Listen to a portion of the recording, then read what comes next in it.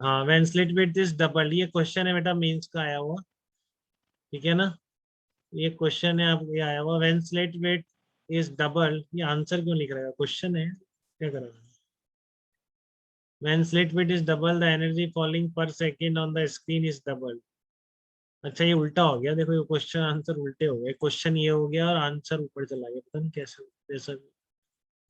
ठीक है, ये समझो आप क्या क्वेश्चन होता है, ये आया हुआ क्वेश्चन है, बहुत कंफ्यूज किया था इसने कि इफ आई मींस में आया था, बहुत पहले आया था, मींस का है कि स्क्रीनिंग का है, AEEE का है, बट आया था तो। ठीक है, if I naught is the intensity of the principal maximum in single slit diffraction pattern, ठीक है, सिंगल स्लिट में इंटेंसिटी कहाँ की है, प्रिंसिपल मैक्सिमम, यहाँ से मैं लगा रहा हूँ कि प्रिंसिपल मैक्सिमम मतलब सेंट्रल मैक्सिमम की बात कर रहा हूँ मैं।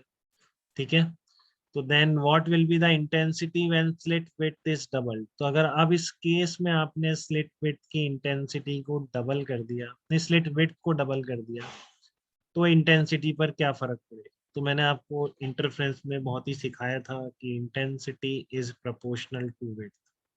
ठीक है, ऐसा बताया गया था आपको बिल्कुल। ठीक है, और वहां पर आप क्या यस करते सर। थे, इंटेंसिटी में डायरेक्ट दोनों इंडिविजुअल वेव्स की इंटेंसिटी का रेशियो I1/I2 विड्थ का रेशियो ही हो जाता था। ठीक है, तो यहाँ भी वही है, आपने स्लिट विड्थ को अगर ट्वाइस कर दिया, ठीक है, आपने बी की वैल्यू ट्वाइस कर दी, तो डेफिनेटली आपकी इंटेंसिटी भी ट्वाइस हो जाएगी।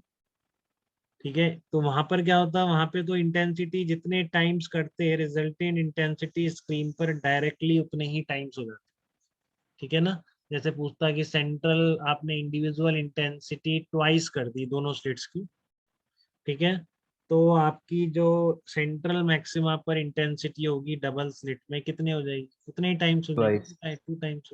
ठीक है ना, इंडिविजुअल इंटेंसिटी I0 है तो 4I0 वहाँ की इंटेंसिटी होती है, तो वो भी ट्वाइस होगी। ये बहुत क्लियर है आपको, इसमें कोई डाउट नहीं है। ठीक है, कि डबल स्लिट इंटरफेरेंस पैटर्न में अगर मैं इंडिविजुअल विड्थ को ट्वाइस कर दूं, ठीक है, यानी कि इंडिविजुअल इंटेंसिटीज को ट्वाइस कर दूं, तो स्क्रीन पर सेंट्रल मैक्सिमा पर इंटेंसिटी क्या हो जाएगी, ट्वाइस हो जाएगी। ठीक है, कोई दिक्कत नहीं, बट डिफ्रैक्शन में ऐसा नहीं होता। डिफ्रैक्शन में अगर स्लिट की विड्थ को ट्वाइस करोगे तो सेंट्रल मैक्सिमा पर इंटेंसिटी 4 टाइम्स हो जाती है। ठीक है, तो इसमें जो सेंट्रल मैक्सिमा पर इंटेंसिटी है वो 4 टाइम्स हो जाती है। ऐसा क्यों बोल रहा हूँ, क्योंकि दिक्कत ये है कि इसमें जो सेंट्रल मैक्सिमा की विड्थ है वो भी आपकी उस स्लिट की विड्थ पर डिपेंड करती है, जो कि इंटरफ्रेंस में बिल्कुल नहीं होता। ठीक है ना, इंटरफ्रेंस में फ्रिंज विड्थ बीटा में, समझ रहे हैं, फ्रिंज विड्थ बीटा में स्लिट विड्थ का कोई रोल नहीं।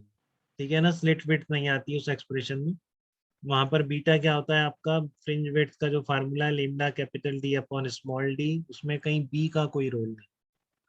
ठीक है, बट डिफ्रैक्शन में आपको क्लियरली पता है कि जो हमने देखा है कि सेंट्रल मैक्सिमा की जो विड्थ है, ठीक है, क्या आती है सेंट्रल मैक्सिमा की विड्थ क्या होती है, सेंट्रल मैक्सिमा की विड्थ का फार्मूला इसी से निकलता है, याद हो गया आपको, पहला जो मिनिमा है ना, याद हुआ कि नहीं, हो रहा है कि नहीं बताओ, ये जो यस डायग्राम सर। है ना, इसमें ये जो पहला मिनिमा की कंडीशन है कब है, B sine theta is equal to lambda, या sine theta is equal to lambda by B.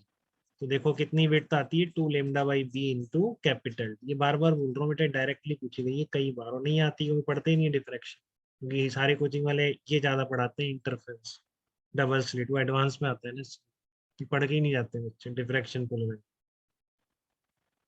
ठीक है, तो आप ऐसा नहीं करेंगे, क्योंकि आपका पहला टारगेट मीन्स के पूरे मार्क्स है, तो एक भी टॉपिक छोड़ना नहीं है किसी भी तरह। ठीक है, तो इसकी जो विड्थ है कितनी आ गई, 2 λ/b इंटू कैपिटल डी। तो अब देख लो, आपने विड्थ को ट्वाइस कर दिया, तो इसकी एरिया एक तरह से आधा हो गया कि नहीं हो गया। ठीक है, अंदर जो थिकनेस है ठीक है, बट ये वाली विड्थ का आधी होने से ये सेंट्रल मैक्सिमा का जो एरिया एक तरह से हाफ हो गया कि नहीं, बताइए बेटा। बात क्लियर है, सेंट्रल मैक्सिमा का जो एरिया है वो हाफ हो गया, और एनर्जी गिरने वाली ट्वाइस हो गई विड्थ के ट्वाइस होने से, एरिया आपका आधा हो गया।